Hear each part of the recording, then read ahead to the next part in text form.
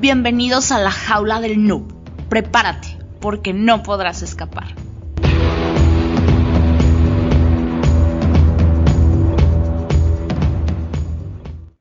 Hola, ¿qué tal? Bienvenidos a la jaula del noob, edición de entrevistas. Y esta vez está con nosotros Cristian García Quevedo, que es administrador de sistemas. Está bien en la parte también de ciberseguridad, tanto ofensivo como defensivo, y está laborando para la empresa Laverit. Nos va a contar también pues toda su experiencia, ¿no? Y vamos a estar hablando de muchos temas. De igual manera, por aquí está mi compañero Debu, que hará la presentación formal. Hola, ¿qué tal? Soy de Booksec y el día de hoy tenemos de invitado especial a Cristian García Quevedo, que es administrador de sistemas y soporte técnico. Algunas de las tecnologías que ha manejado han sido Docker, entornos de virtualización en Bare Metal, ESXi, Proxmox y KVM, virtualización de aplicativos Windows con Citrix, programación de scripts para automatización de tareas rutinarias en Bash, Batch y Python. Empezó a aprender sobre ciberseguridad cuando hizo el primer año del ciclo medio de sistemas microinformáticos y redes, interesándose por la parte de sistemas. Es un verdadero placer tenerte en esta nueva entrevista, Cristian. Bienvenido. Es un verdadero placer para mí estar aquí en la jaula de noob con vosotros. Un verdadero honor, la verdad. Y muchas gracias por invitarme. Perdonad Muchas un gracias, poquito, Cristian. perdonad un poquito el desastre de detrás, pero es que no me ha dado tiempo a ordenarlo. No te preocupes, todos tenemos nuestras oficinas. Esta es la más decente que tengo para las grabaciones. Por ahí tengo otras con más librerías y cosas. Y pues sabemos de esto, así que eso es quizá lo menos relevante, no te preocupes. Queremos aquí hablar de tu experiencia. Creemos que con la parte de administrador de sistemas, quiero omitir un poco de detalles. Ya pasaremos a ello de cómo te iniciaste en esto de la informática, conforme al calor de la plática, pero sí como administrador en esta parte pues de Docker, Kubernetes, los servidores y demás, ¿qué nos puedes decir de tu día a día? Que para que la gente digamos que se refleje un poquito, es decir, se trabaja desde casa, tienes allí herramientas, te conectas a los servidores o A tienes que ver, ir a las sí, claro. oficinas remotamente. ¿Cómo es tu trabajo del día a día?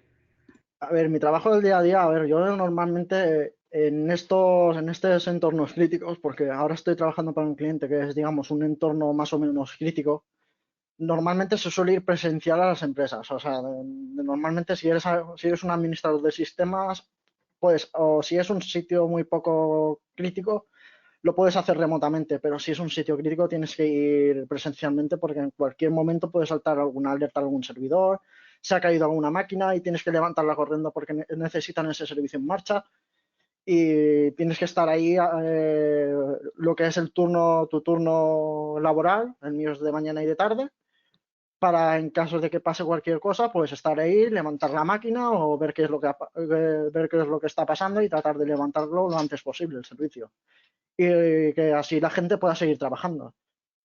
El día a día de un administrador de sistemas es ese, es que la gente que está digamos, en tu sede o en tu casa, esté trabajando siempre.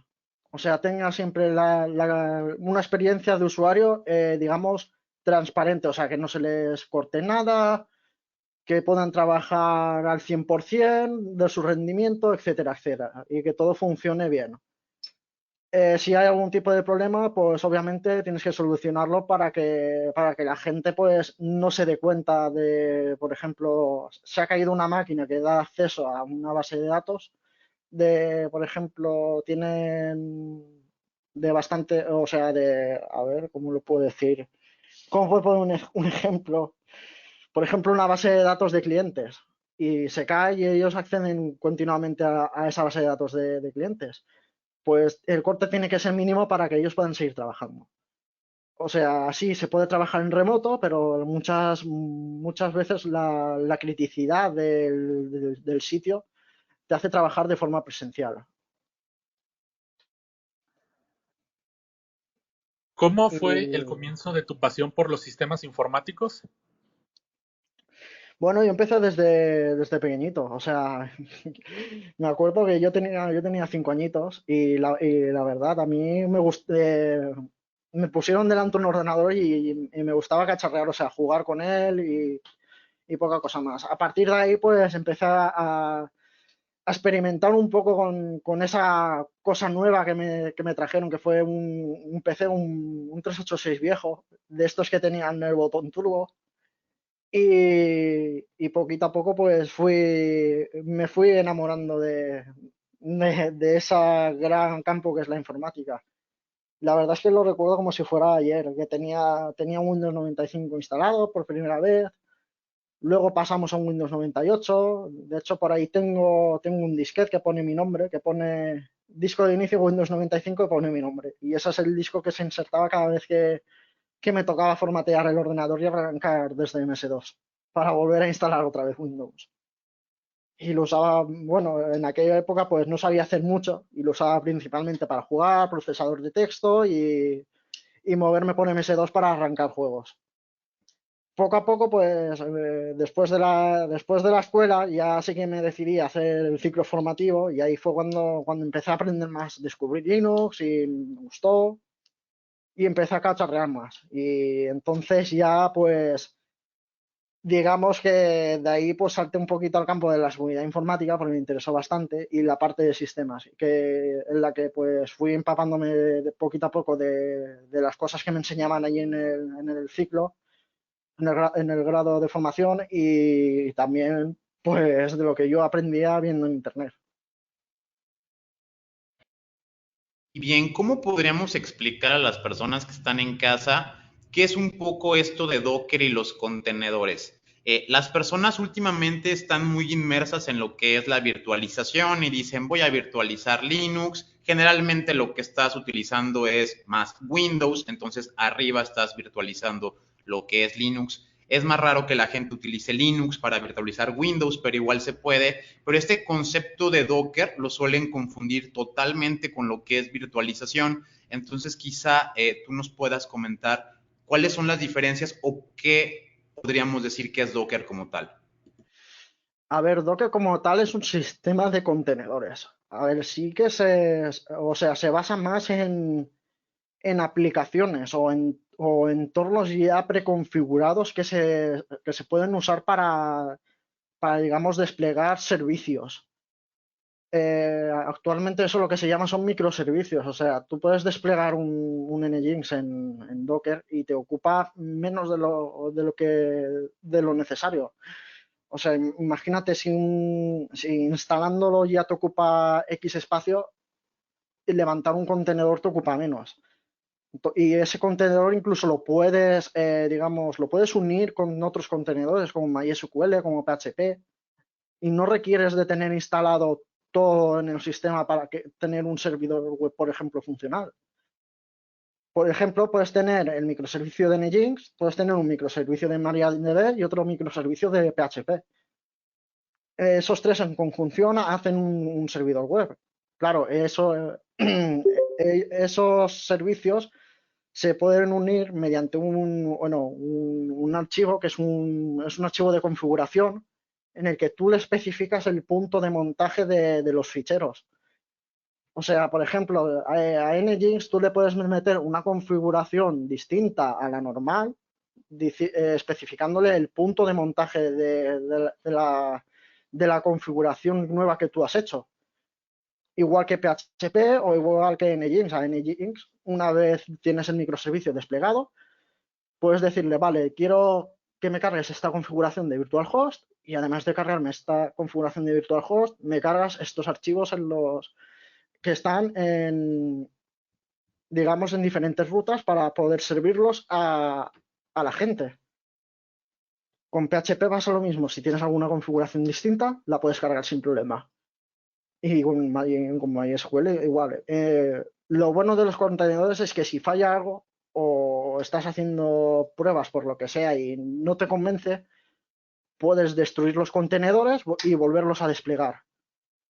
No requiere mucho coste computacional. O sea, lo que sí que recomienda Docker es tener una máquina bastante potente, o sea, con bastante memoria RAM, por si levantas muchos contenedores. O sea, si vas a desplegar una infraestructura de 10-20 microservicios que por lo menos te pueda abarcar por lo menos que te pueda abarcar o te pueda usar todo el rendimiento del equipo, si no vas a estar limitado. De hecho, hay una herramienta para gestionar esos microcontenedores que se llama Portainer, no sé si habéis oído hablar de ella, que lo que hace es gestionar un poco los contenedores que tienes o sea, montados en la máquina y los que ya tienes preparados para montar. Digamos que puedes hacerlo que sea multinodo. Yo tengo un planning que es multinodo, que lo que tengo es un nodo master, que es el donde está el portainer, y luego tengo varios nodos que son workers, que directamente son nodos donde yo mismo levanto el microservicio que yo necesite.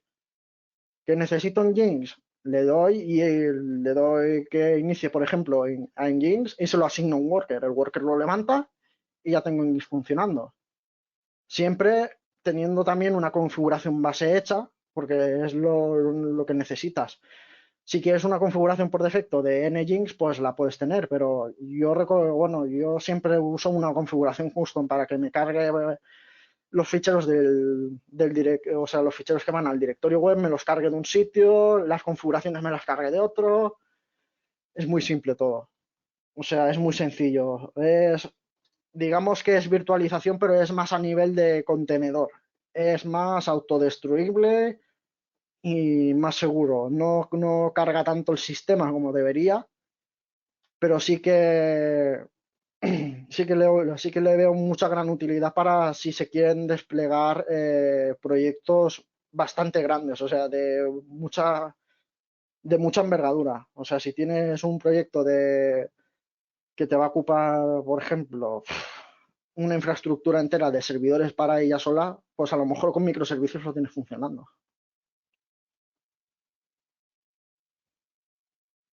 Es importante. Sí, perdón. Sí, sigue, tranquilo. Ok, perfecto. Es importante que un sysadmin conozca sobre ciberseguridad, ya que pues los ataques informáticos es algo que tarde o temprano le va a pasar a cualquier empresa.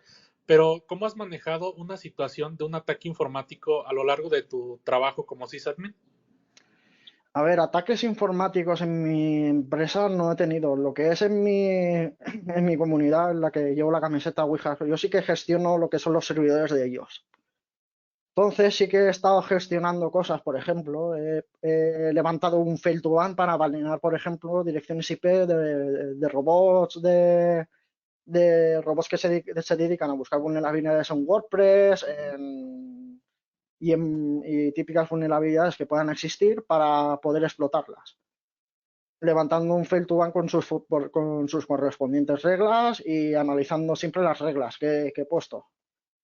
Por ejemplo, una que puedes poner es los bots de Apache, para que cuando hay miles de bots que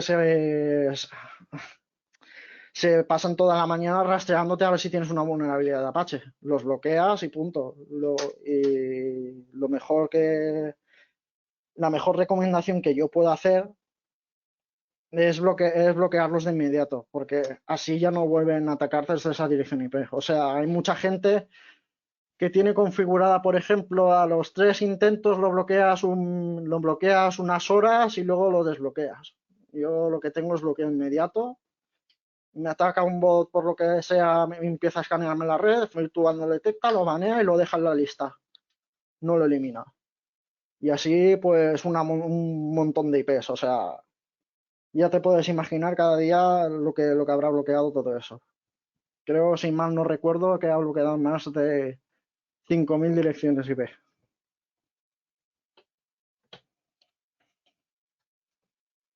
También, ¿Qué tal?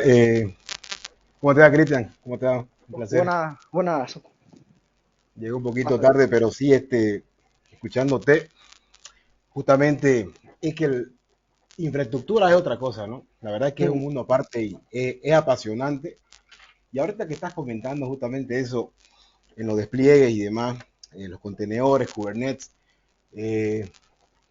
ahorita que me mencionabas el Fail2Ban, por ejemplo, a mí me encanta el Fail2Ban porque la verdad yo lo uso en ISP Config para un servidor web Mm. de Perfect Server, ¿no? Es que en How to Force te muestran más o menos las bases para que vos Sí, puedas más o menos cómo lo vas a integrar. Porque en realidad el servidor perfecto que le dicen, en realidad hay que separarlo todo, porque esa es la mejor práctica, no all in one, ¿no es cierto? sí. Y recuerdo que la primera vez que estaba con el tema del ISP config, porque la Mm. verdad que siempre me llevé mal con cPanel, no sé, nunca me gustó. No, La verdad que nunca me gustó. a nadie nos gusta cPanel. Eso ya te lo digo, te lo he contado, a nadie nos gusta. Es un horror. Gracias, gracias. Entonces el Y ISP config, sé que lo conoces el ISP config, sí, ¿no? Y sí, la verdad que yo prefiero la verdad, o sea, tener un servidor con microservicios y que uno de esos microservicios sea un fail to ban y detrás tener un NGINX con mi web y historias en vinagre, que que coger y cargar todo un servidor con lo que es la carga de todo eso. Yo creo que exacto. incluso va más ligero. Es que obviamente va, porque no consumen los recursos que realmente deberían, ¿no? Porque la verdad es que cuando se dockerizó todo y el tema de los containers, la verdad es que fue algo increíble, ¿no? La verdad que, o sea, en realidad estaba, pero no estaba bien diseñado, pienso yo, porque me acuerdo cuando en los primeros pasos que trabajé con OpenStack, Hmm. hacer los despliegues y demás, vos te das cuenta que era una ciencia aparte de eso. Pero ahora, ¿cómo se agilizó todo y tener esa autonomía a nivel binario en un Debian, levantar tu sitio directamente y hacer por sectores? La verdad que eso es increíble. Y ahora en el tema de seguridad, ahora que lo mencionas justamente, que te estaba diciendo el ISP config, en cierto momento recuerdo que tuvimos un ataque que era por medio de una computadora infectada que se conectó a su correo porque era craqueada y lamentablemente se nos entró por ahí y nos empezó a afectar el server. Y él sabe que empezó a gritar y teníamos una cola de 2000 correos. Y el tema Uf. es que dónde está. Y obviamente, ¿qué es lo que hace ahí? Es mirar logs, ¿no? Porque obviamente como ya escaló, ya está adentro, o sea, son Hmm. etapas. Entonces ya el tipo ya está ejecutándose, ¿no? El exploit o la intrusión. Pero yo estaba en ese momento porque a mí me gusta mucho redes, leer paquetes, estar ahí todo el tiempo, que a veces uno está medio friki, pero en ese contexto, por ejemplo, ¿qué hago? ¿Para dónde voy? Y directamente, yo fui to end, porque siempre es que me está dropeando, porque si ya me lo pasaron en mi equipo de red, el MicroTik, si ya me pasaron esas capas, o sea, porque a veces Hmm. no funciona mucho el no porting, ¿no es cierto? El knock import, Sí, a veces funciona, a veces no. por Entonces, no que. el por knocking, exacto. Y a veces sí, a veces no, pero bueno, más allá de eso, el fail to ban fue el que me avisó, o sea, él fue el que me salvó. Y la verdad es que me gustaría que nos comentés un poco más con esa experiencia que vos tenés de, por ejemplo, el fail to ban. Hay varios, ¿no? Que personalizar, ¿no? A tu Sí, gusto, porque o de eso se sea, trata, ¿no es cierto? lo puedes personalizar totalmente a tu gusto. O sea, la historia es, si tienes ficheros de log, puedes personalizarlo a tu gusto. O sea, es crearte una regla con una expresión regular. Y te Exacto, la creas tú mismo. Cuando el fail to ban lee en el log y encuentra eso, coge la dirección IP y la machaca. Y dice, hasta aquí. exacto, directo. Drop, chao, Yo, no te conozco. sí. Muy bueno, Yo por eso siempre uso el ban directo porque así ya no vuelven. Y claro, toda esa lista de direcciones IP, pues quieras o no, va aumentando día a día, porque claro, a un Apache con una web detrás, pues si tienes, por ejemplo, en WordPress o tienes, yo qué sé, un gestor de ficheros en la nube personal, como por ejemplo OnCloud o Nextcloud o FreeNAS, pues la verdad es que es muy útil porque la gente intenta buscar vulnerabilidades para acceder a esos datos y quieras o no, en cuanto detectas una cosa rara, fuera. exacto. Y sabes que Es así. ahora que comentás eso del Nextcloud, del OnCloud, que por cierto la última versión del Nextcloud está muy buena y ya han reforzado su seguridad. No sé si la has usado en este proyecto de Turkey, que ya vienen prediseñados los templates, los proyectos de Mm. Turkey, que son como templates prediseñados básicamente, están dentro del Proxmox, que trabajan en conjunto, pero es un proyecto muy interesante, es una comunidad muy abierta, que trabaja mucho con Webmin, básicamente, ¿no? No lo sé, Eh, no los he probado.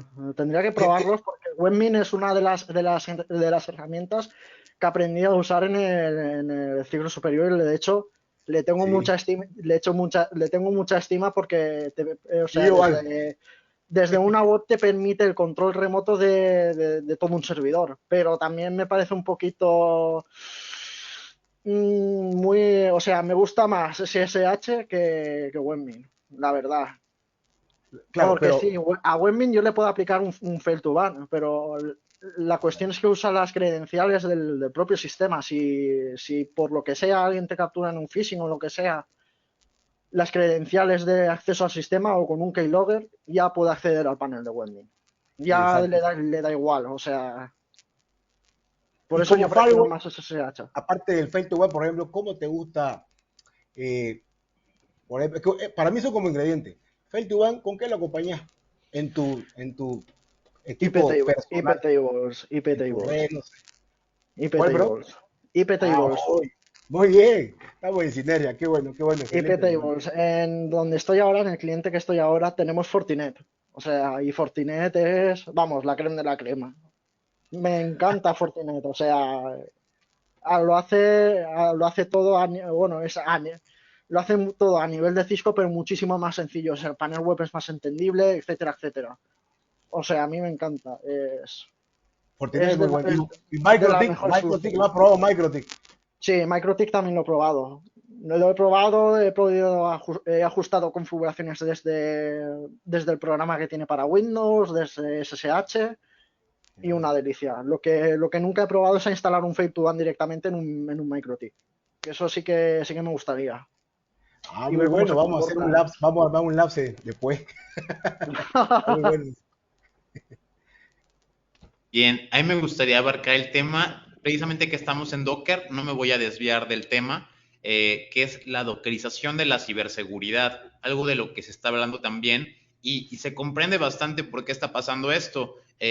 Yo que vengo de las primeras distribuciones, por ejemplo, cuando ni siquiera se evolucionaba a Kali Linux, que fuera tan incluyente de todos los scripts, herramientas y demás, pues tenías que tener 3, 4 distribuciones y demás y empezó a haber muchos problemas con esto de las versiones. Luego cambiaban las versiones, unas venían de Python 2, luego se cambió a Python 3, ya no eran compatibles, no te jalaban las dependencias. Entonces, esto de dockerizar realmente como la herramienta de Threat Hunting, la herramienta de Red Team, la herramienta de Blue Team, el estar dockerizando cada uno de esos microservicios que ya se pueden distinguir en la ciberseguridad, creo que es algo muy interesante.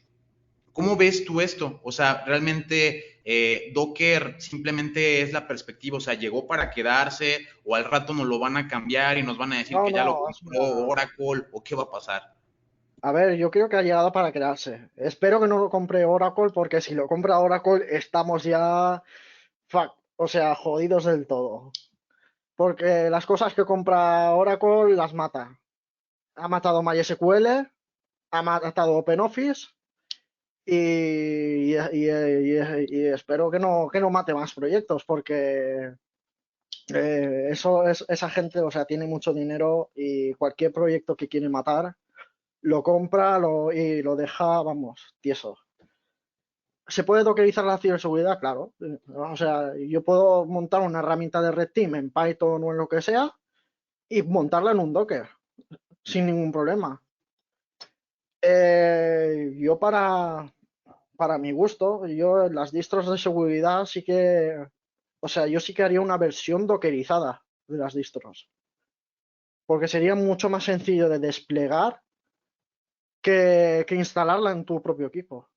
O sea, tú la podrías desplegar en cualquier servidor y ejecutar todas las herramientas que tenga la distribución. O sea, es, yo creo que es lo más sencillo para no estar cada 2 por 3. Ay, pues tengo que actualizar esto. Ay, ahora no es compatible. Dockerizarlas es lo más útil que yo veo, porque si cada versión nueva tú sacas un paquete o un paquete de Docker nuevo que puedas importar a Portainer y decirle desde Portainer, oye, arráncamelo aquí, te lo arranca y ya está, ya tienes la distribución de seguridad montada. No necesitas nada más, tienes herramientas de Red Team, lo tendrías todo. La verdad es que sería bastante cómodo, no sé cómo no lo han pensado aún.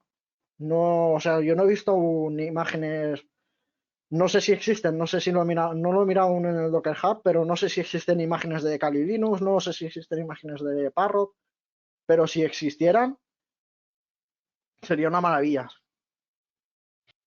Sí, en esa parte sí hay algunas, pero creo que lo que comentas es muy valioso. Y ahora, en segundo término, explicar un poquito, si yo no sé, por ejemplo, estoy escuchando esto y yo no sé nada de Linux, ¿puedo utilizar Docker o necesito pasarme poquito por Linux?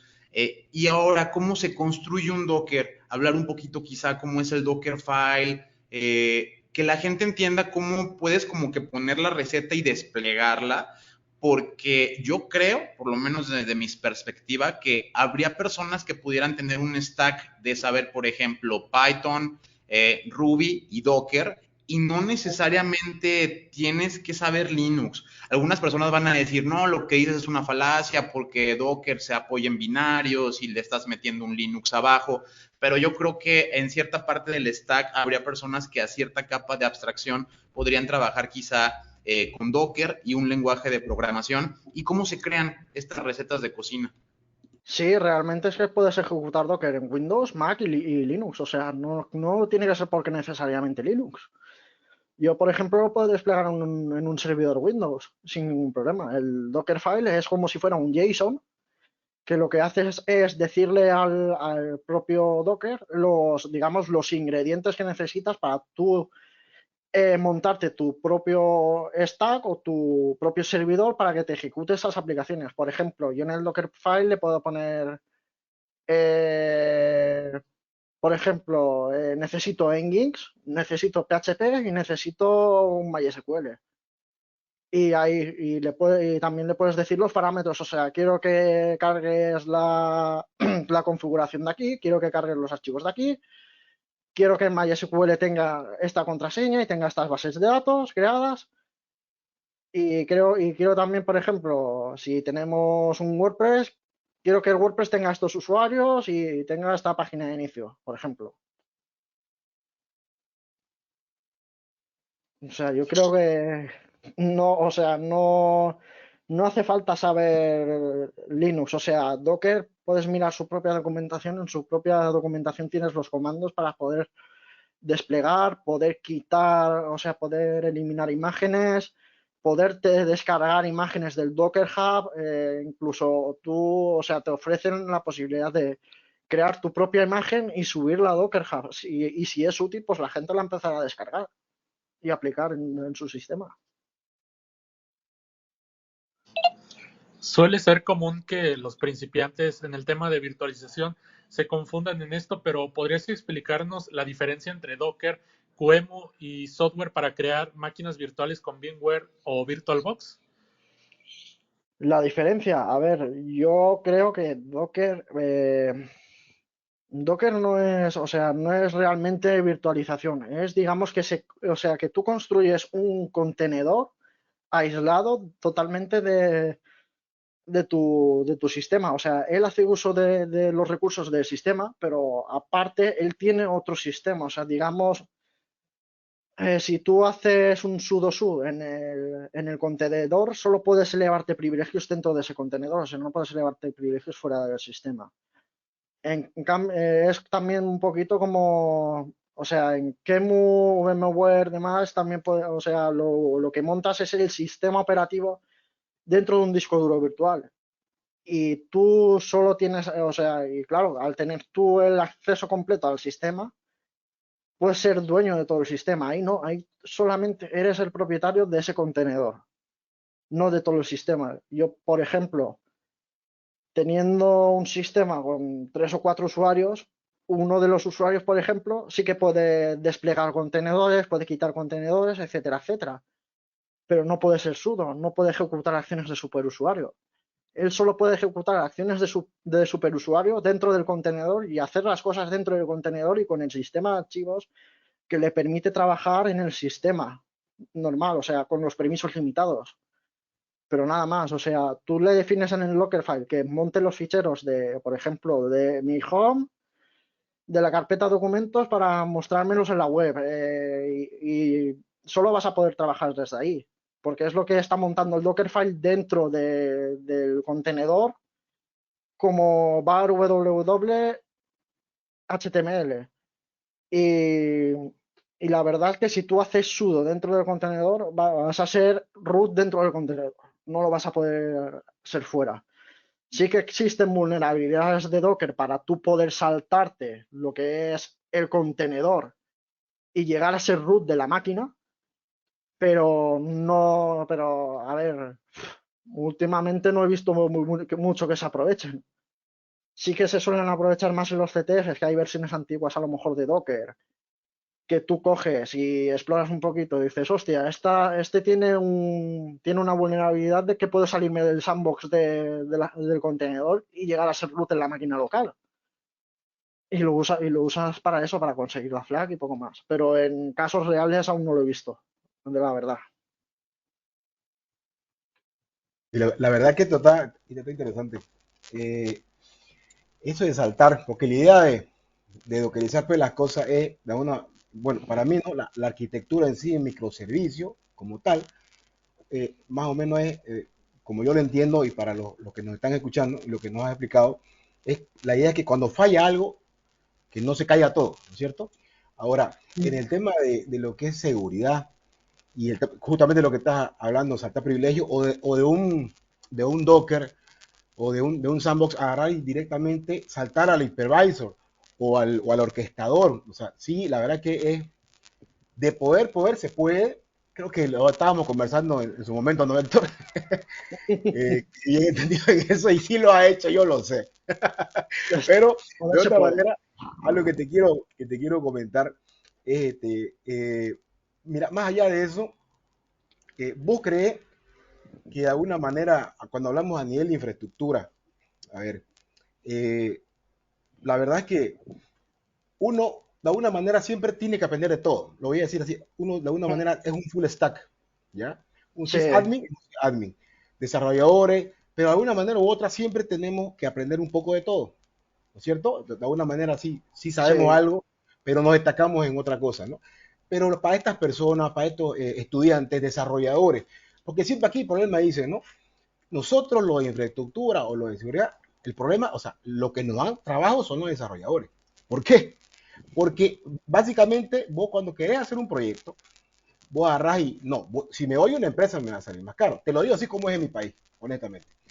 No, me va a salir más caro una empresa. Prefiero agarrar y buscar un desarrollador que ha salido recién y no me va a cobrar lo mismo. Pero ¿qué pasa acá?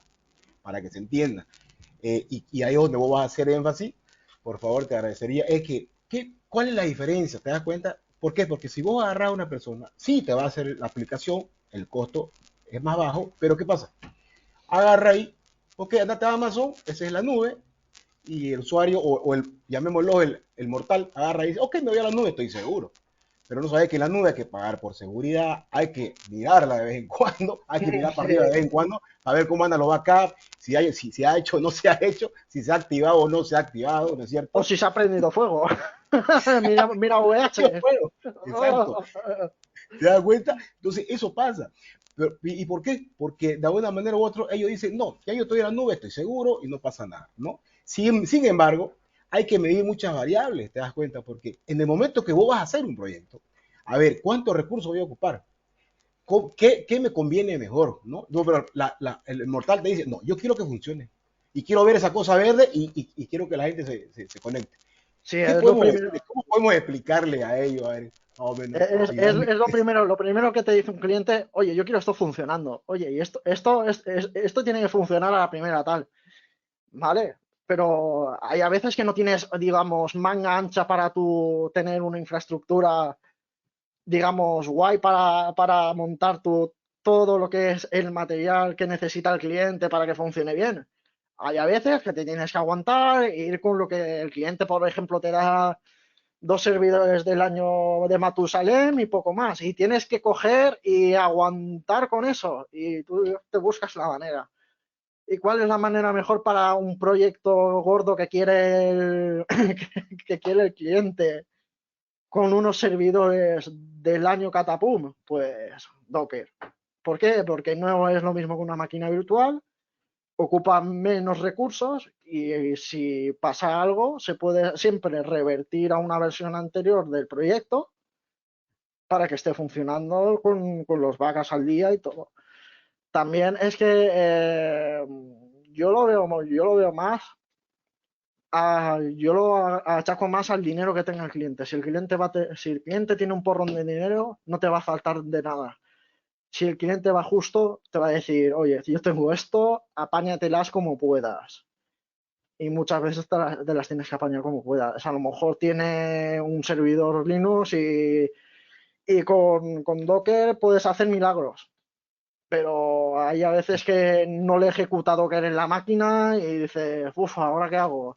Despliegas con Ansible y lo tienes listo, pero es un poco lo que tenga el cliente en su casa también. Claro. Pero Depende del lamentablemente consumidor. claro, depende del consumidor, pero siempre no hay ese tema, ¿no? Que no saben qué hacer y demás, y piensan que solamente solito se ve, y eso que agarrar proyectos cuando ya están comenzados y demás, yo creo que también es un tema, es un problema, ¿no? Ahora, te quiero poner un escenario, a ver, no es problema, no simplemente, la verdad tengo curiosidad en algo.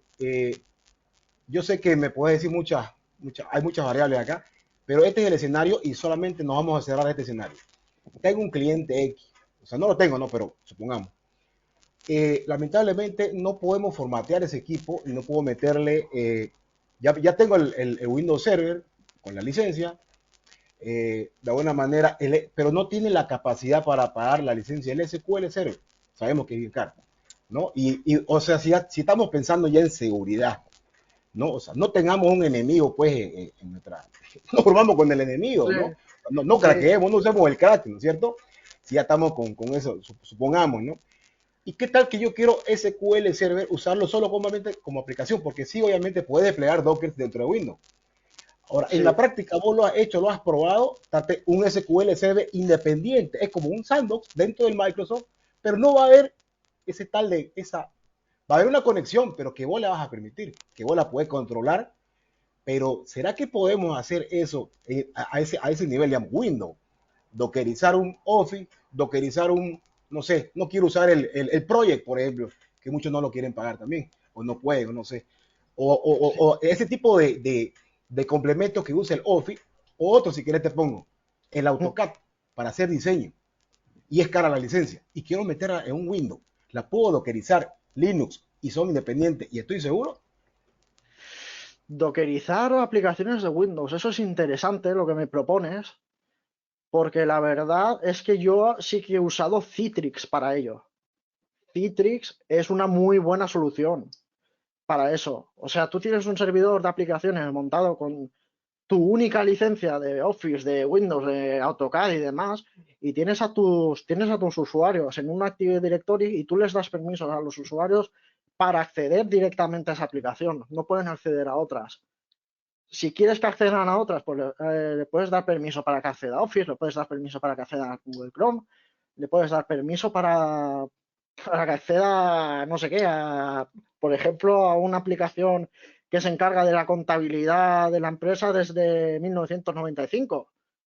Sí, Citrix es una de las cosas que sí que he probado mucho y la verdad es que para virtualizar entre comillas, porque realmente lo que es un RDP a ese servidor y lo que hace es mostrarte solamente esa aplicación con tu usuario y que puedes guardar los datos en la carpeta de tu usuario, la verdad es que yo lo veo más útil Citrix que Docker, porque Docker no, aún no hay una capacidad para desplegar aplicaciones de Windows.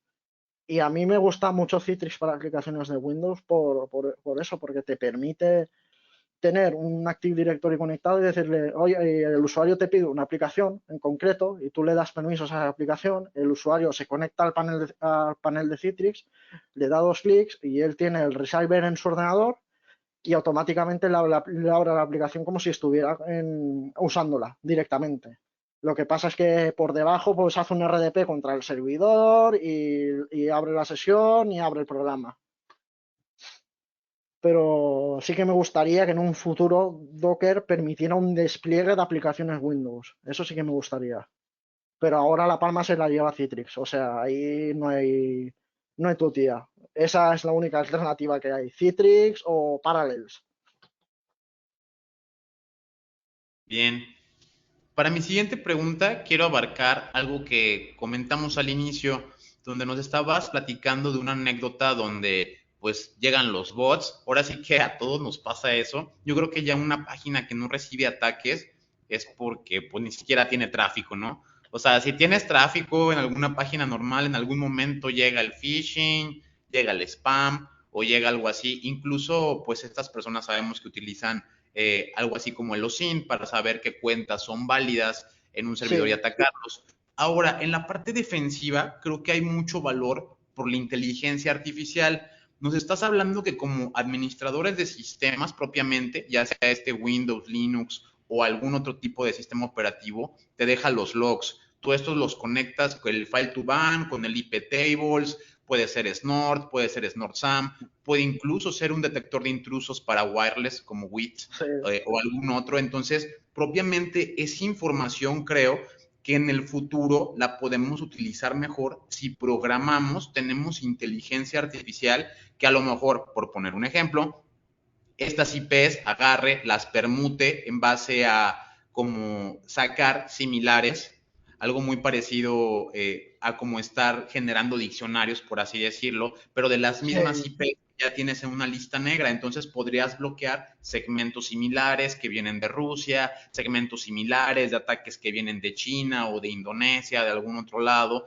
Entonces creo que hay una como virtud importante en qué hacemos con estos datos. ¿Tú cómo ves el futuro de cómo vamos a empezar a utilizar esta información en conjunto con otras áreas? Porque anteriormente, pues sí, los sysadmins éramos como personas más rejegas, pero que no teníamos una interconexión directa con otras áreas. Ahora ya, pues áreas gerenciales como lo son los ISOs o algunos otros C-levels que están involucrados en datos, en ciberseguridad, incluso en desarrollo o infraestructura, pueden hacer convergencia para que esto sea diferente. ¿Tú crees que utilizando la misma, qué vamos a hacer o que podamos combatir más efectivamente el cibercrimen? A ver, yo creo, bueno, la inteligencia artificial se está empezando a aplicar en el campo de la ciberseguridad. Va poquito a poco, pero sí que se está empezando a aplicar.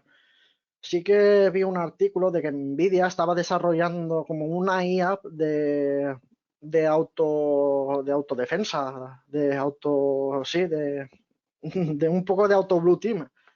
No me acuerdo cómo se llama la IA, pero o sea, aún en trabajo con ella, probándola y demás. Pero yo creo que sí que sería una herramienta muy interesante porque al fin y al cabo todas esas cosas que hacemos de forma manual se pueden automatizar. Se pueden automatizar en Python, se pueden automatizar en Go, se pueden automatizar en Bash. Al fin y al cabo, si se implementa una IA para estas cosas, lo que se quiere evitar es el tener que estar mirando continuamente los logs y lo único que tengamos que mirar es el correo o el móvil que nos salta una notificación de, oye, te está atacando tal dirección IP con este tipo de ataque y yo la acabo de bloquear. Y ya está.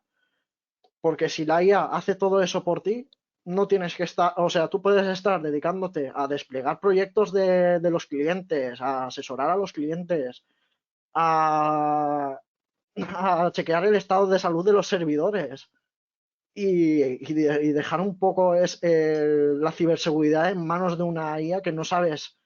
Bueno, al fin y al cabo, la entrenas tú con modelos computacionales. Tú le pasas datos y la vas entrenando. O sea, es algo muy interesante que se debe de explorar aún, porque aún no he visto, la única guía que conozco es la que está desarrollando Nvidia. No he visto ninguna que haya salido así reciente, ni hay planes de ello. Pero sí que estaría muy bien. De hecho, incluso yo creo que la IA también se podría usar en el tema de monitorización de servidores y monitorización de redes. Por ejemplo, yo qué sé, a lo mejor tengo 10, 15 switches Cisco y la propia IA me puede mirar el estado de los switches Cisco Si hay alguno que está más o menos mal, que le falla algún puerto, que está sobrecalentándose o sobrecargándose la CPU, la RAM, y te puede avisar directamente.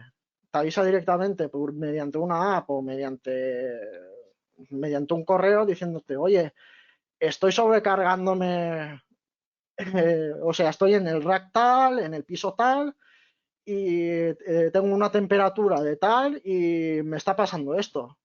Y tú poder ir y sustituir el switch o sustituir el servidor o sustituir el disco duro, por ejemplo, por uno nuevo de mayor capacidad porque se acaba de quedar sin espacio. Yo creo que la verdad es que sería muy útil, pero al fin y al cabo es trabajo de meditarlo, de pensar y de programar.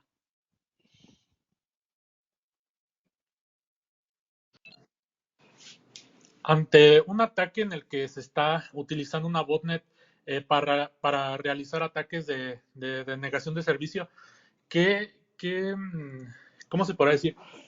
¿Qué es importante tomar en cuenta para poder mitigar estos tipos de ataques?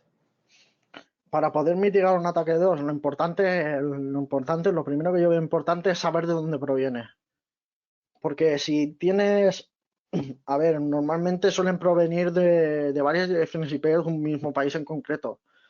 Tú puedes bloquear ese rango de IPs que te está atacando o puedes bloquear ese país en concreto para dejar de recibir todo ese tráfico malicioso. O sea, no puedes, pero muchas veces es imposible de parar porque tú no puedes distinguir digamos, el tráfico benigno del tráfico malicioso, porque al final son todo peticiones HTML, son todo peticiones a una página web. ¿Realmente cómo distingues el tráfico malicioso del tráfico benigno? Yo creo que Cloudflare tiene una muy buena solución para eso y la verdad es que hacen un muy buen trabajo porque su solución es la que mejor he visto en el mercado. O sea, yo sigo mucho el hacker.net y ellos tienen ataques de dos bastante bestias y Cloudflare los para, los para un 90 o un 100% seguramente. Lo que sí que es más difícil el desarrollar tu propio sistema, el ver qué direcciones IP te están atacando, cómo el bloquearlas en el IP tables. Yo creo que las herramientas automatizadas ganan mucho o sea, por encima de lo que es el hacerlo de forma manual. O sea, te lo facilitan y encima no tienes que estar de forma recurrente mirando logs, etcétera, etcétera.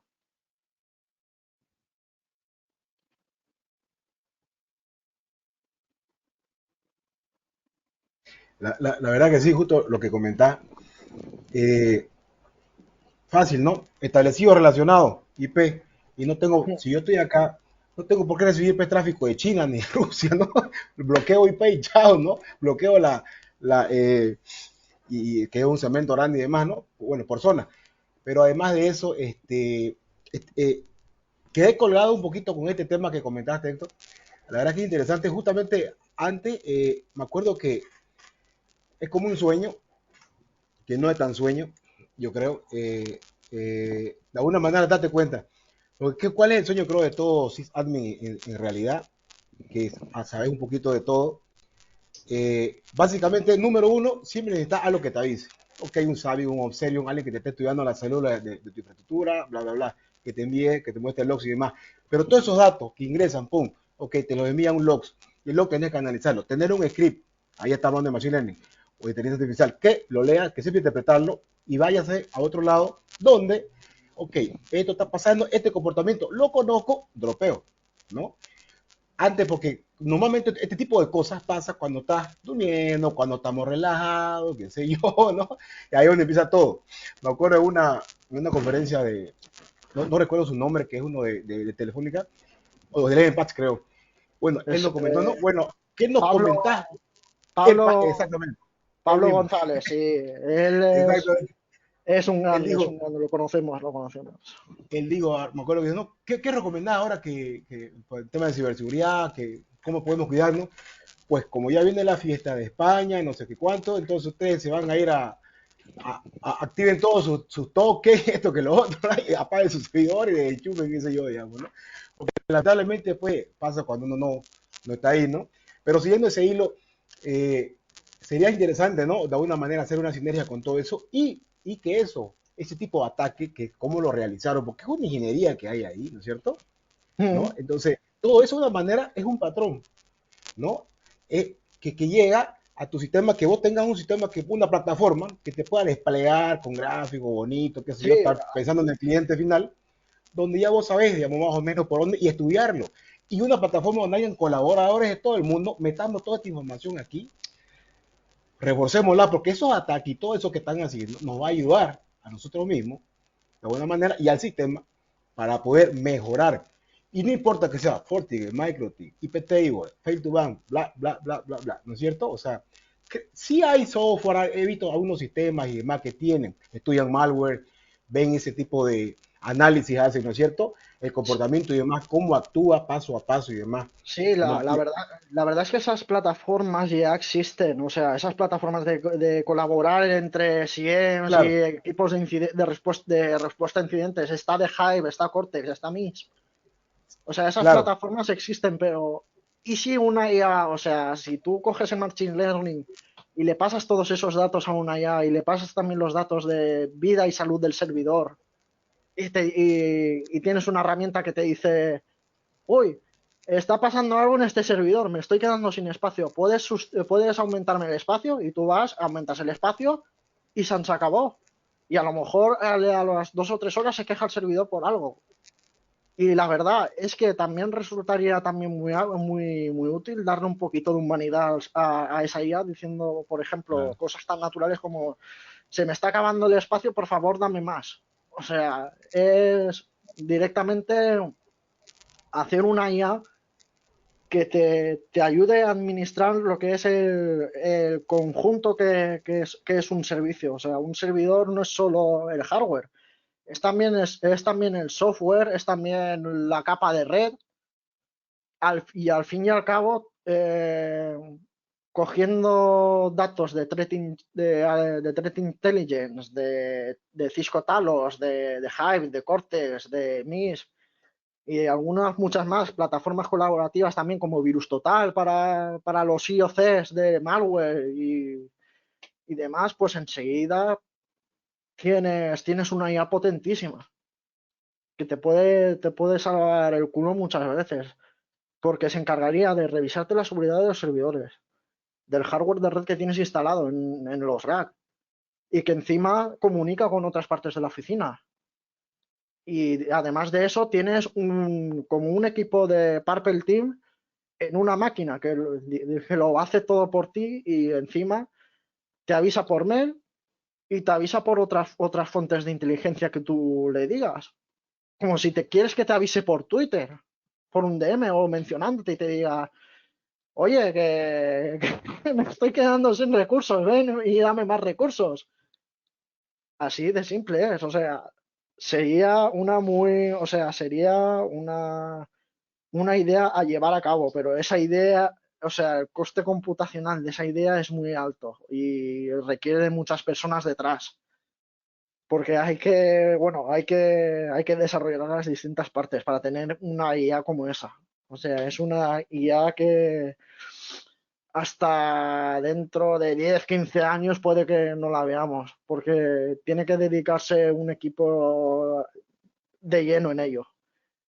Desde gente que esté trabajando en Red Team y que pueda analizar y extraer datos con la API de Hive, Cortex y MISP, hasta gente que se encargue de programar, por ejemplo, el software para que se comunique directamente con los switches y pueda ver el estado y la salud de los switches y de los servidores. O sea, es algo muy amplio y muy complicado de llegar a tener. Si esto que comentan en verdad ya iba a cerrar, pero esto es muy valioso. Creo que realmente eso que comentas de todas las herramientas de inteligencia que pueden estar arriba de los datos, ya se empieza a manejar con lo que viene siendo el Security Operations Center, no todas las empresas tienen la capacidad de tener un centro de operación de ciberseguridad o de visibilidad de datos. Son mínimas las empresas que lo empiezan a manejar y menos la parte open. Sí, todo es open source, pero no es como que Cloudflare te va a brindar a ti las IPs de los bots, porque eso es know-how de su propia empresa.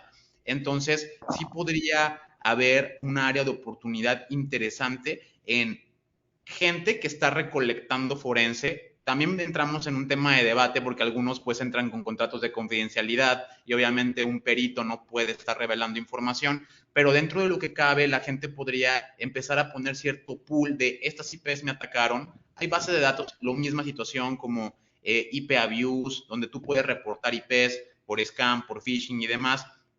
Pero lo mismo, no es como que me dicen, bájatela de aquí, descárgatela de aquí. A lo mejor esa inteligencia colaborativa, como lo mencionas entre CERTs, es importante también que entre entidades se conozcan, pero a veces esa apertura de los datos podría ser lo que haría que todos pudiéramos combatir Sí, de una manera yo creo que equitativa.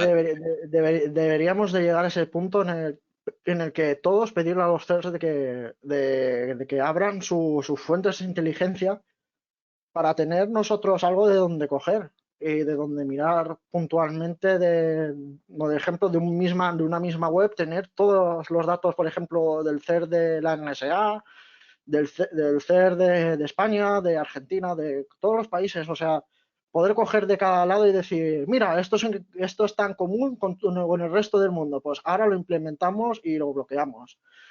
Y como IP Abuse, yo conozco también o sea, hay una parte que es, bueno, hay un programita que se llama Firehole, no sé si lo conocéis, que es una implementación, o sea, una capa más por encima de IP Tables, o sea, es una capa, digamos, que, que hace o sea, hace que IP Tables funcione de manera más sencilla, o sea, directamente tú te puedes descargar las reglas que hay en su web, que tiene un porrón de reglas, tiene reglas para botnet, tiene reglas para APTs, tiene reglas para todo. Y él directamente coge y las aplica en el IP Tables. Sí que me gustaría comentar, antes de cerrar, un poquito sobre la comunidad en la que llevo la camiseta, ¿vale? Porque ¿y a qué nos dedicamos? ¿Vale? O sea, el nombre es muy básico. O sea, viene de White Hat y de Hacks, lo que se conoce como sombrero blanco. Y a ver, lo que nosotros queremos acercar es el ámbito a todo el colectivo que se interese en el aprendizaje, a familias, a centros de enseñanza, a profesores, incluso a cualquiera que pase por la calle. La verdad es que el objetivo es muy claro, o sea, pues seguir la difusión, la creación de una comunidad muy activa en Internet, donde llevar a cabo todo tipo de investigaciones, todo tipo de cosas relacionadas con tecnología, telefonía y explicándolo, claro, de forma más sencilla y muy amena, para que la gente pues no se aburra al a la primera charla de cambio y que lo pueda entender de forma cómoda y sin tecnicismos. Digamos que los tecnicismos se simplifican y se explican la verdad como con ejemplos para niños para que la gente lo entienda. Y uno de nuestros grandes proyectos que tenemos, no sé si lo conocéis, es Security News for Everyone, que es el canal de Telegram que tenemos nosotros, está dedicado a noticias de seguridad, conferencias, materiales, que se actualizan las 24 horas del día, los 365 días al año. Y si tenéis cualquier aporte o sugerencia, podéis enviarnos un mail a secnews4everyone@protonmail.com. La verdad es que os animo porque vamos poco a poco, o sea, trabajamos en las sombras porque los proyectos que tenemos no los podemos decir, pero lo que nosotros queremos es que la gente se una a nosotros, que aprenda con nosotros y la verdad, enseñarles el camino de la luz y el camino correcto, porque hay mucha gente que, uy, aprende enseguida ciberseguridad y se tira al lado oscuro. Y la verdad es que luego los problemas y quebraderos de traeza que trae son importantes. Entonces, eso es más que nada para eso, para decirles que estamos abiertos a propuestas, que incluso se pueden unir, pueden contactar con nosotros por Twitter, por Telegram, como quieran. También darle desde aquí un saludo a mis compañeros de Ouijas, a Master Andros, a Beliros, que son los que cargan con el pulso de toda la comunidad también. Además de que yo hago mi parte como administrador de sistemas, ellos me ayudan un poco, porque hay programadores, hay de todo. Y la verdad es que somos como una segunda familia. O sea, entre todos nos apoyamos anímicamente, emocionalmente. Y la verdad es muy bonito estar en una comunidad así. La verdad es que te llena y te impulsa a hacer proyectos. Te impulsa a querer seguir desarrollando la comunidad y